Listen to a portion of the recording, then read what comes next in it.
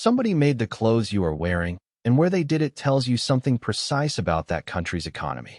Textiles and clothing are traded to the tune of more than $800 billion a year, and Asia produces roughly 3/4 of it.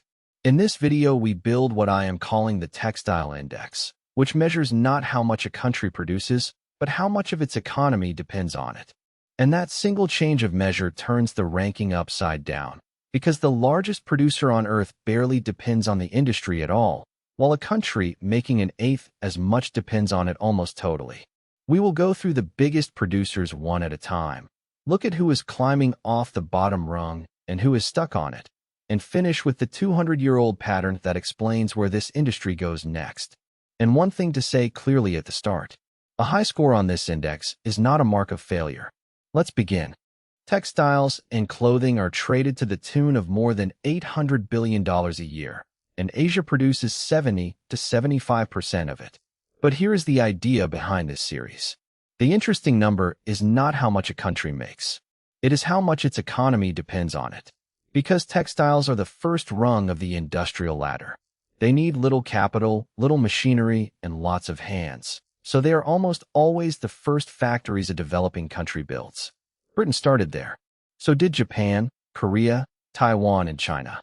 So a high textile share is not a sign of failure. It is a sign of where you are on the climb. Call it the Textile Index. And over 12 parts, we will rank the world by it and see who climbed off the rung and who got stuck on it. China exports around $301 billion of textiles and clothing, far more than anyone else on Earth. It is the largest producer by a wide margin. And here is the point that makes this whole series work. Textiles are now a trivial share of the Chinese economy, on the order of a couple of percent.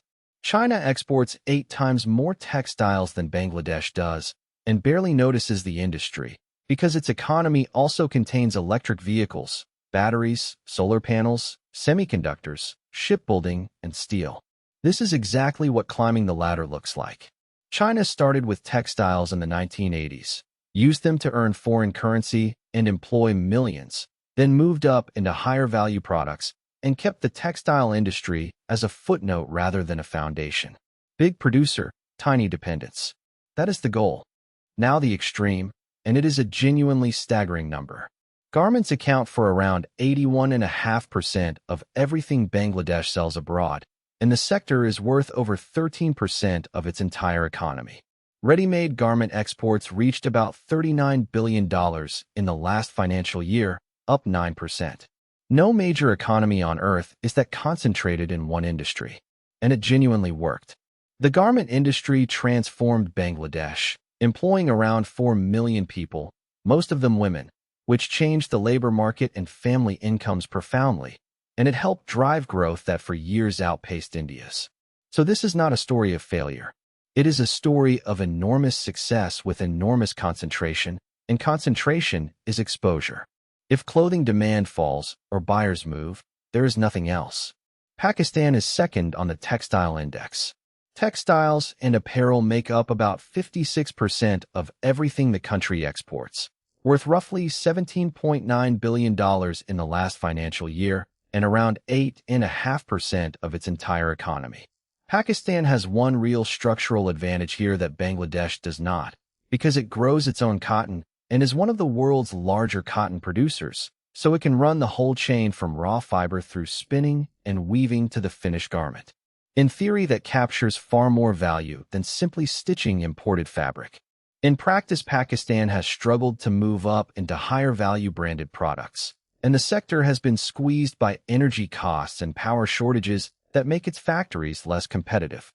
Owning the raw material is an advantage only if you can process it cheaply. Cambodia sits third on the index.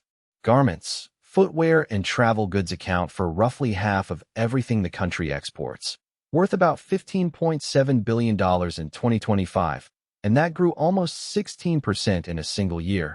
So this is a sector expanding fast, not declining.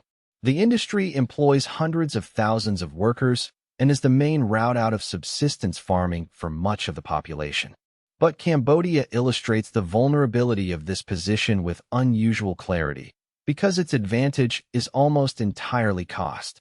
It does not grow the cotton, it does not own the brands, and it competes primarily on being cheaper than the alternative. That is a position defined by whoever is cheaper next, and there is always somewhere cheaper next. Vietnam exports around $44 billion of textiles and clothing, more than Bangladesh does. But its position on the textile index is completely different, and the reason matters enormously. Vietnam did not stop at clothing. Alongside its garment factories, it built an electronics industry, assembling phones, chips and components, and electronics now out-earn textiles substantially. So Vietnam runs a large textile sector inside a diversified economy, which means rising wages do not threaten the whole country, only one industry within it. That is the difference between having textiles and depending on them.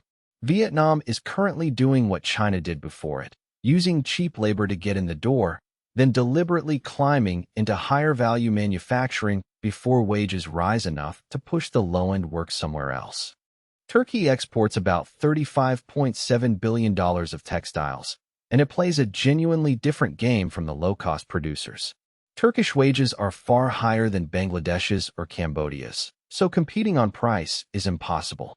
Instead, Turkey competes on proximity and speed. It sits 3 days from European customers by truck, against roughly 30 days by sea from Asia. For fast fashion, where a retailer needs to restock a bestseller or kill a failure within weeks, that difference is worth paying for. So Turkey sells responsiveness rather than cheapness, and it does the full chain from cotton to finished garment. This is one of the two real escape routes from the bottom rung. Either move up in value, like Italy, or move up in speed, like Turkey. Competing on wages alone has no floor. India is one of the world's largest textile producers and around the 6th largest exporter, shipping roughly $15 billion of apparel. But India's position on the textile index is low, and for a reason that is easy to miss.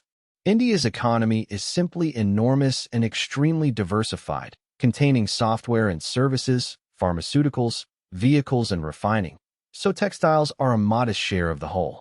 India also has a structural advantage almost nobody else has, because it grows vast amounts of its own cotton and runs the entire chain domestically, from field to fabric to finished garment. And crucially, a very large share of what India's textile industry makes is sold to Indians rather than exported, because the domestic market is over 1 billion people. Producing a lot, and depending on it are different things. Here is the counterexample that saves this entire idea from being unfair, because textiles do not have to mean low wages at all. Italy is one of the most important textile and clothing nations on earth, and it pays some of the highest manufacturing wages in the world. How? Because Italy sits at the very top of the chain, not the bottom. It sells design, brand, craftsmanship, and luxury, and it produces the fabrics that luxury houses everywhere buy. A single Italian-made garment can be worth 100 of the same weight made elsewhere. So the lesson of the textile index is not that this industry makes countries poor. It is that the bottom rung of it does. The same industry that pays a few dollars a day in one country pays a European wage in another, and the difference is entirely about who owns the design and the name on the label. Asia produces roughly 70 to 75% of all textile and clothing exports on Earth. That concentration is not an accident, and it is not only about wages, because plenty of places have low wages and no textile industry. What Asia built is the surrounding ecosystem. If you want to make a shirt, you need fabric mills, dye houses, button and zipper suppliers, trim makers, pattern cutters, freight forwarders, and a port, and you need all of them close together so a sample can be turned around in days.